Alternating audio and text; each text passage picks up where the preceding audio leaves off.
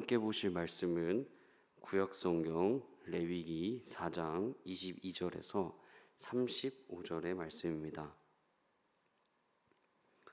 함께 보실 말씀은 구약성경 레위기 4장 22절에서 35절의 말씀입니다. 함께 읽겠습니다. 시작. 만일 족장이 그의 하나님 여호와의 계명 중 하나라도 부지 중에 범하여 허물이 있었는데 그가 범한 죄를 누가 그에게 깨우쳐 주면 그는 흠없는 숫 염소를 예물로 가져다가 그 숫 염소의 머리에 안수하고 여호와 앞 번제물을 잡는 곳에서 잡을지니 이는 속죄제라. 제사장은 그 속죄 제물의 피를 손가락에 찍어 번제단 뿔들에 바르고 그 피는 번제단 밑에 쏟고 그 모든 기름은 화목제 제물의 기름같이 제단 위에서 불사를 지니 이같이 제사장이 그 범한 죄에 대하여 그를 위하여 속죄한즉 그가 사함을 얻으리라. 만일 평민의 한 사람이 여호와의 계명 중 하나라도 부지 중에 범하여 허물이 있었는데 그가 범한 죄를 누가 그에게 깨우쳐 주면 그는 흠없는 암 염소를 끌고 와서 그 범한 죄로 말미암아 그것을 예물로 삼아 그 속죄 제물의 머리에 안수하고 그 제물을 번제물을 잡는 곳에서 잡을 것이요 제사장은 손가락으로 그 피를 찍어 번제단 뿔들에 바르고 그 피 전부를 제단 밑에 쏟고 그 모든 기름을 화목 제물의 기름을 떼어낸 것 같이 떼어내 제단 위에서 불살라 여호와께 향기롭게 할지니 제사장이 그를 위하여 속죄한즉 그가 사함을 받으리라. 그가 만일 어린 양을 속죄 제물로 가져오려거든 흠 없는 암컷을 끌어다가 그 속죄제 제물의 머리에 안수하고 번제물을 잡는 곳에서 속죄 제물로 잡을 것이요 제사장은 그 속죄 제물의 피를 손가락으로 찍어 번제단 뿔들에 바르고 그 피는 전부 제단 밑에 쏟고 그 모든 기름을 화목제 어린 양의 기름을 떼낸 것 같이 떼내어 제단 위 여호와의 화제물 위에서 불사를 지니 이같이 제사장이 그가 범한 죄에 대하여 그를 위하여 속죄한즉 그가 사함을 받으리라. 아멘. 레위기는 레위인에 관련된 사항들을 적어놓은 레위 제사장들의 어떤 지침서와도 같습니다. 그래서 제사법, 성결법 등등 법하는 법들이 나옵니다. 가장 중요한 것은 이 법들로 인해서 레위인들과 백성들의 그 거룩함이 어떻게 보면 포인트라고 할 수 있겠습니다. 레위기 안에서의 거룩, 이 거룩은 어찌 보면 구별됨이라고도 할 수 있습니다. 이 구별됨은 함께함이라고도 할 수 있는데요. 하나님이 우리와 함께 해주시기 위해서 알려주신 구별된 법, 이런 것을 의미하고 알 수 있습니다. 오늘 본문은 속죄제에 대한 내용입니다. 속죄가 무엇입니까? 부정에서 정결케 되는 그런 예식을 말합니다. 저는 오늘 본문을 통해서 아주 섬세하신 그 하나님을 보았습니다. 어제는 제사장과 회중에 대한 속죄였습니다. 제사장 그리고 회중. 오늘 본문은 족장과 평민에 대한 속죄제에 대해서 이야기합니다. 먼저 족장입니다. 족장이 죄를 지었을 때의 방법 이렇게 나옵니다. 23절에서 25절인데요. 요약하면 이렇습니다. 죄를 깨닫는 즉시 흠없는 숫 염소를 가지고 와서 머리에 그 염소 머리에 손을 얹고 염소를 번제물 앞에서 잡습니다. 그래서 그 피를 받아서 번제단의 뿔에 바르고 피를 번제단 밑에 쏟습니다. 그리고 화목제물의 기름기를 다루듯이 그것들을 모두 불사릅니다. 중요한 것은 숫 염소를 잡는다는 겁니다. 족장은 그렇게 숫 염소를 잡고 평민은 좀 다릅니다. 평민은 죄를 깨닫는 즉시 흠없는 암 염소를 한 마리를 가지고 옵니다. 그리고 피를 받아서 번제단 뿔에 바르고 나머지는 번제단에 쏟습니다. 그리고 화목제물의 기름기를 다루듯이 불사릅니다. 여러분들 여기서 한 가지 더 이야기를 합니다. 암염소만 얘기한 게 아니라 32절 세 번역에 이렇게 쓰여 있습니다. 평민이 속죄 제사 제물로 양을 가져오려면 그 흠없는 암컷을 가져와서 이렇게 쓰여 있습니다. 암 염소 가능한데 흠없는 암컷 양도 가능하다.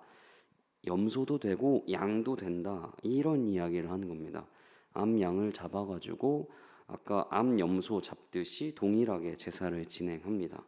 이후에 혹여 양도 바칠 수 없는 사람, 그 사람들의 내용은 5장에 이제 나오게 되는데요.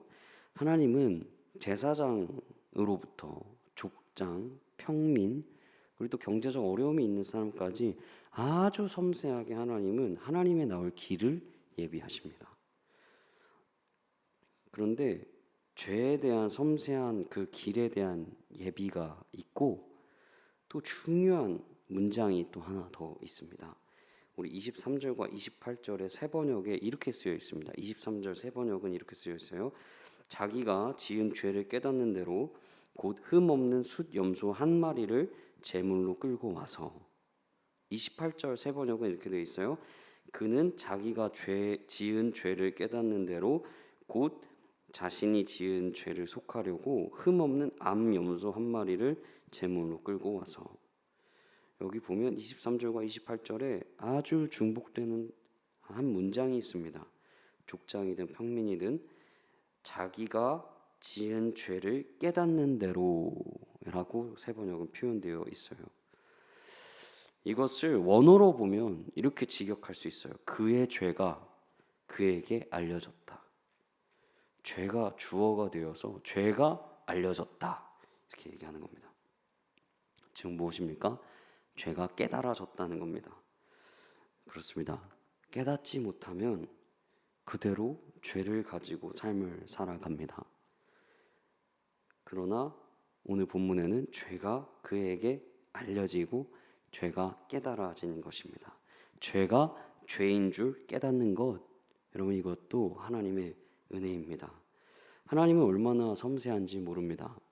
하나님은 죄를 속하는 그리고 죄를 없애는, 죄가 용서되는 그 길도 알려주시지만 죄가 죄인 줄 알게 하는 것, 죄가 죄인 줄 깨닫게 해주시는 것, 그것도 하나님이 해주시는 겁니다.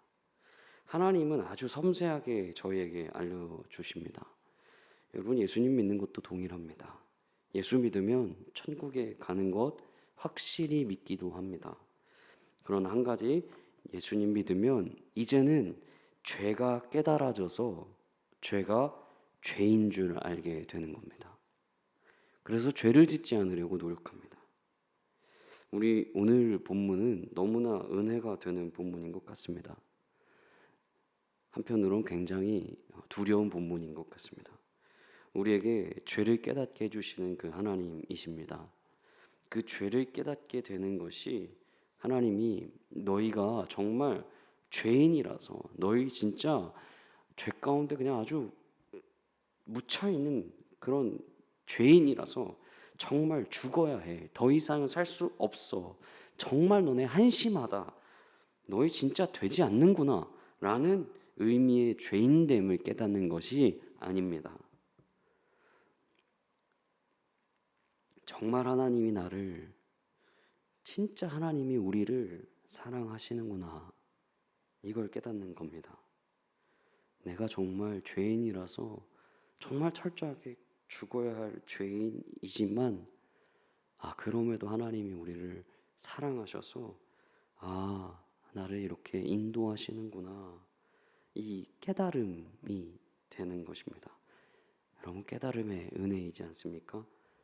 죄를 깨달음의 은혜이지 않습니까? 그러므로 그래서 우리는 하나님과 친밀해질 수 있습니다. 하나님은 우리와 너무너무 친밀해지고 싶어 하십니다. 그래서 하나님은 함께 하시기 위한 길을 여시는 겁니다. 사랑의 길을 여시는 겁니다. 속죄, 제사의 길을 여시는 것입니다. 거룩의 길을 여시는 것이고요. 구별의 길을 여시는 것입니다. 죄를 용서하는 길을 열고 계십니다. 오늘도 새벽 예배에 나오셔서 영상으로 예배 드리시는 모든 예배자들 가운데 하나님이 길을 열고 계시는 것입니다. 나와 함께 하지 않을래? 정말 나와 함께 하지 않을래? 하는 그 길 말입니다. 우리 오늘 이렇게 기도했으면 좋겠습니다. 하나님, 우리의 죄를 깨닫게 하여 주십시오. 하나님, 우리의 죄를 알려주십시오. 이렇게 첫 번째로는 기도할 거고요. 두 번째로는 이렇게 기도하겠습니다. 하나님, 그래서 우리의 죄를 회개합니다. 하나님, 우리의 죄를 회개하여서 하나님과 더 친밀해지기 원합니다. 하나님, 그 하나님과 더 가까이 되기를 원합니다. 우리 이렇게 다 같이 기도하도록 하겠습니다. 기도하겠습니다.